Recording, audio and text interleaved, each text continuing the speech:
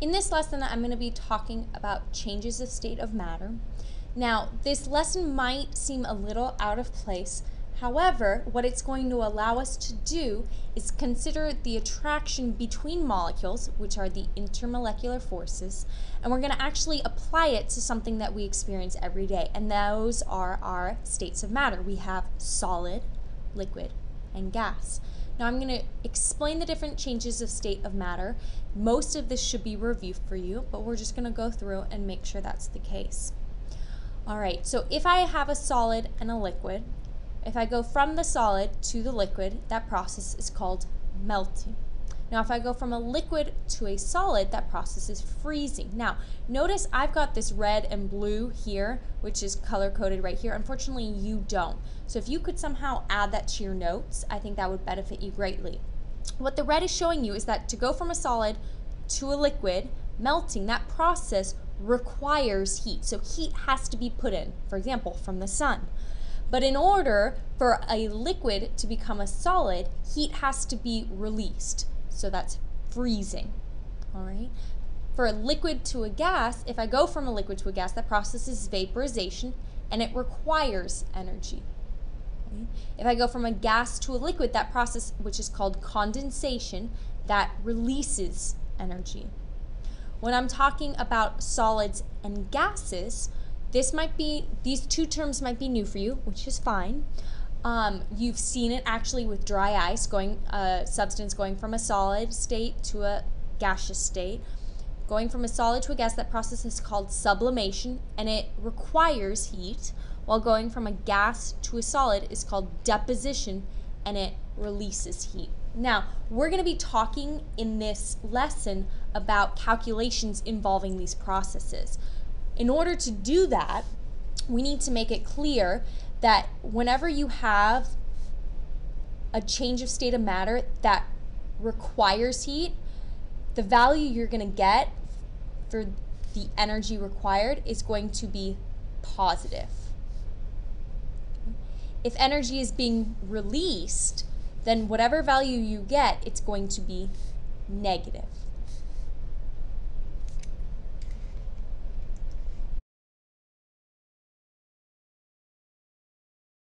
We are now going to learn how to calculate the amount of heat that's required to turn a solid into a liquid, or the amount of heat that is released when a liquid becomes a solid. So there are two new terms that we're going to talk about right now, and that is heat of fusion and then heat of solidification. Now, your heat of fusion is the amount of heat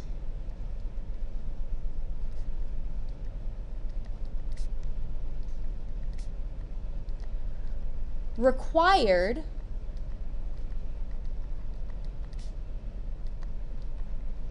to melt, remember going from a solid to a liquid, a specific amount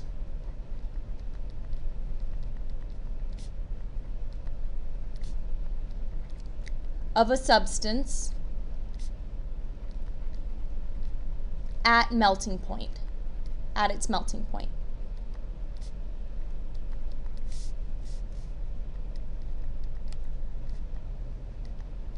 Okay. So, remember, we're going from a solid to a liquid. That's the heat required, the heat of fusion. Now, for heat of solidification, just for the interest of time, guys, I'm going to repeat what I said, but I'm not going to write it all out. So if you'll pause me when I'm done, then you can complete your notes. Please have them complete. Your heat of solidification is the amount of heat released.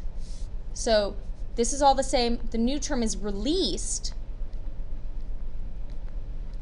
Okay.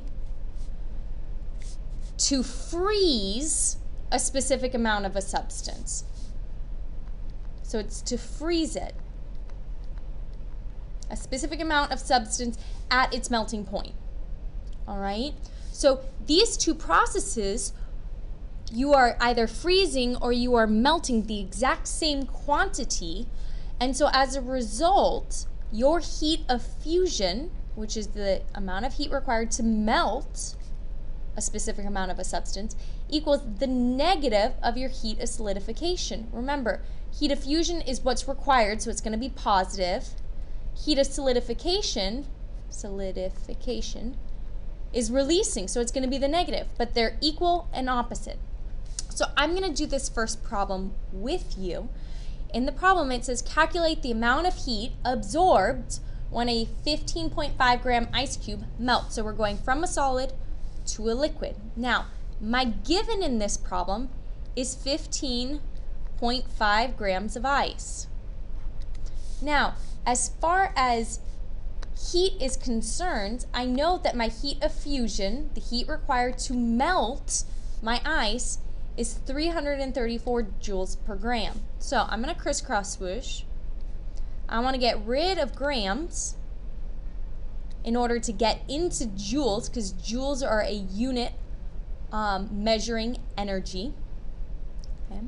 I know the 334 goes next to joules. I know that for every 334 joules, that will melt 1 gram of ice. And so what you now need to do is take 15.2 and multiply it by 334 joules. And when I multiply, I get 5,177. Now keep in mind, you want to stay true to your sig figs. This has 3 significant figures. And so my answer will be 5,180 joules. Now, to put this into context to make sure it makes sense, in order to melt, take a solid, convert it to a liquid, 15.5 grams of ice, I need this amount of energy. Now, if I flip the problem and said, how much heat is released when 15.5 grams of water is frozen, it would be the exact same answer, 5,180, but that value would just be the negative. So it would be negative 5,180 joules.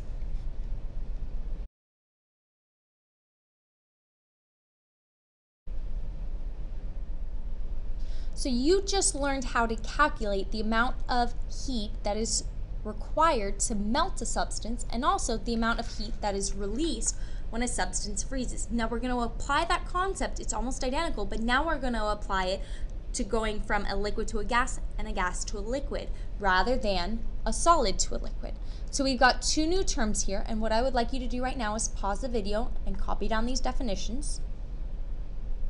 All right, so heat of vaporization is just like heat of fusion, except now what we're saying is it's the amount of heat required to vaporize a specific amount of a substance at its boiling point. So rather than melting and melting point, it's now vaporizing and it's boiling point. Okay? For heat of condensation, it's the amount of heat that is released when a specific amount of a substance condenses. So rather than freezing, it's now condensing. So these terms are extremely similar to heat of fusion and heat of solidification. And so we're going to be using the same steps as I show you this example problem. As we read through this problem, it asks us how much heat is required to vaporize 33.8 grams of water. Now, if you look at the heat of vaporization that's given to you, there's something new here. It's telling you the kilojoules, which is the unit of heat, per mole rather than per gram. So what we're going to have to do, because you're given grams, we need to first get into moles, which you can totally do. So you're given here is 33.8 grams. In order to get into kilojoules, which is my unit of heat, I first need to get into moles. So I'm going to crisscross swoosh. I'm going to put grams on bottom, moles up top. Now I'm in moles, but I want to get into my units of heat, which are kilojoules. So I'm going to put moles on bottom to cancel them out, and kilojoules up top. All right. Now for this gram to mole relationship, automatically in your head you should be thinking molar mass. So you put a 1 in front of moles, and then the molar mass of water, which is 18.02 grams.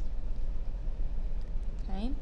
And then for kilojoules to moles, it's 40.7 kilojoules for every 1 mole. All right, so if you do this in your calculator, you get 76.34. I want 3 sig figs, so it's going to be 76.3. My units are kilojoules. Remember, the only difference between kilojoules and joules is that there are 1,000 joules in a kilojoule. So these are still units of heat. All right?